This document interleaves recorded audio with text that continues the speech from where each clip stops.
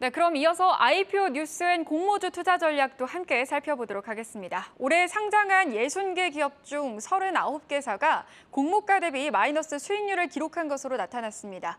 조단위 대여급 공모주들은 자취를 감췄고 이익 미실현 특례 규정에 힘입어 증시에 들어선 중소형 성장주들 역시 고전을 면치 못했는데요.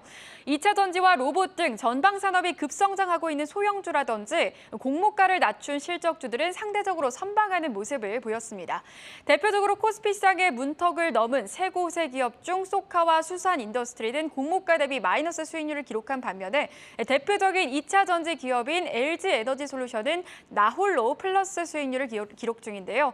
지난 1월 27일 공모가 30만 원으로 증시에 입석을 했었는데 10월 이후 주가가 우상향하는 그래프를 그리고 있습니다. 또 지난주 10일에 이어 11일에는 52주 신고가를 경신하기도 했는데요. 얼어붙은 IPO 시장의 돌파구는 2차 전지 그리고 로봇주가 될 것으로 기대되고 있습니다. 이번 주에도 2차 전지주의 청약과 상장이 기다리고 있죠. 자세한 일정 표로 간단하게 살펴보겠습니다. 먼저 수요 예측이 진행되는 기업부터 알아볼까요?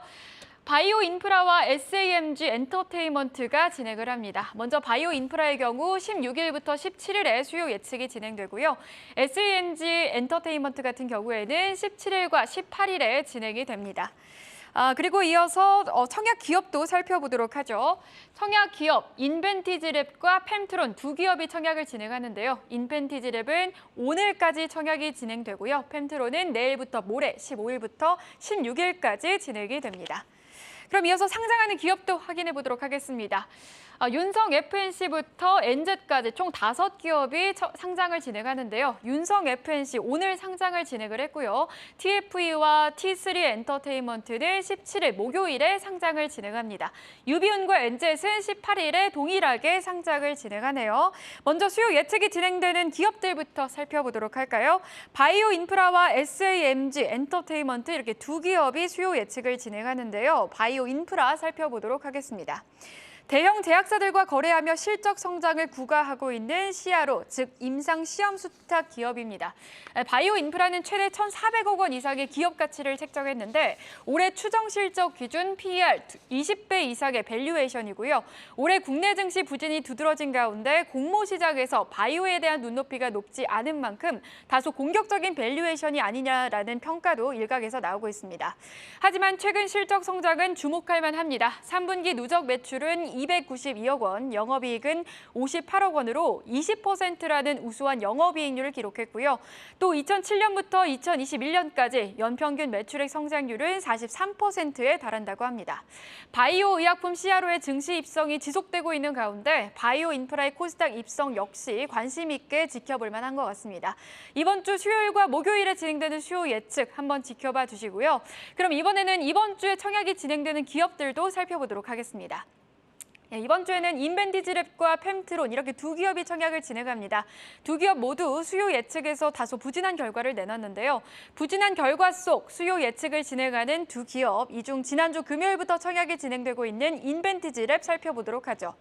약물 전달 기술 플랫폼 기업입니다. 지난주 8일에서 9일에 진행된 수요 예측 결과 최종 공모가는 12,000원으로 선정이 됐는데요. 이는 공모가 희망 밴드 대비 36%에서 53%가량 낮은 수준이라고 합니다. 시장에서는 인벤티지랩의 독보적인 기술력과 미래 성장성에 대해서는 대다수의 기관 투자자들이 긍정적으로 평가했지만 최근 국내외 주식시장이 불안정한 상태에서 바이오 기업에 대한 위축된 투자 심리가 더해져서 수요 예측에도 큰 영향을 미쳤다고 평가하고 있습니다. 과연 청약에서는 어떤 결과를 내놓을지 지켜보시면서 청약 일정 다시 한번 확인해 보도록 하죠.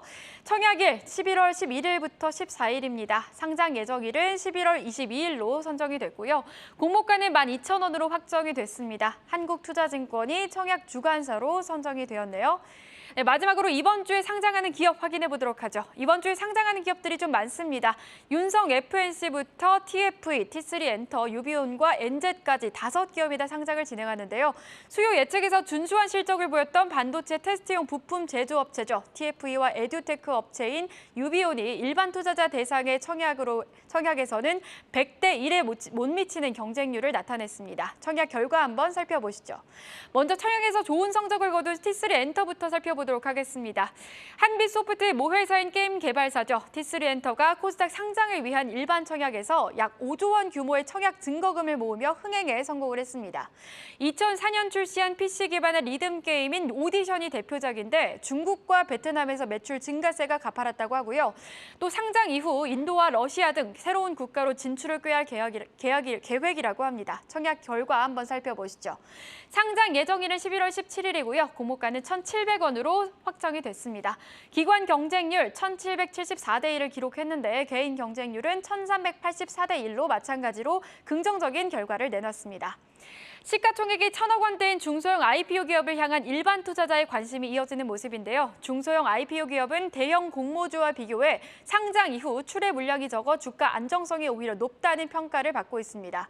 시총이 1,000억 원 안팎인 TFE와 유비온 등도 일반 청약을 마쳤죠. 결과 한번 살펴보도록 하죠. 먼저 TFE, 반도체 테스트 부품 업체죠. 최근 3년간 연평균 34%의 매출 성장률을 보였고 영업이익률도 2019년 10.7%에서 지난해 15.1%로 개선됐는데요. 결과는 수요 예측에 비해서 좀 아쉬웠습니다. 상장 예정일 11월 17일로 선정이 됐고요. 공모가는 1,500원으로 확정이 되었습니다. 기관 경쟁률은 87대 1을 기록했고요. 그에 비해서 개인 경쟁률 1,295대 1을 기록했습니다. 마지막으로 코넥스에서 코스닥으로 이전 상장을 준비 중인 유비온도 살펴보도록 하죠. 주력 사업인 학습 관리 시스템을 바탕으로 2019년 186억 원 수준이던 매출을 지난해 281억 원으로 끌어올렸다는 점 체크해 보시고요. 마찬가지로 수요 예측에서는 흥행에 성공했지만 다소 청약 결과는 아쉬웠습니다.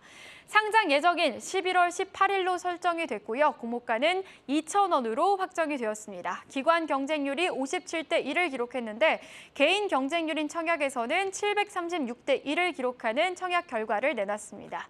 이렇게 청약 일정과 기업들까지 확인해봤고요. 앞으로의 흐름 잘 체크하셔서 투자에 도움이 되시기를 바라겠습니다.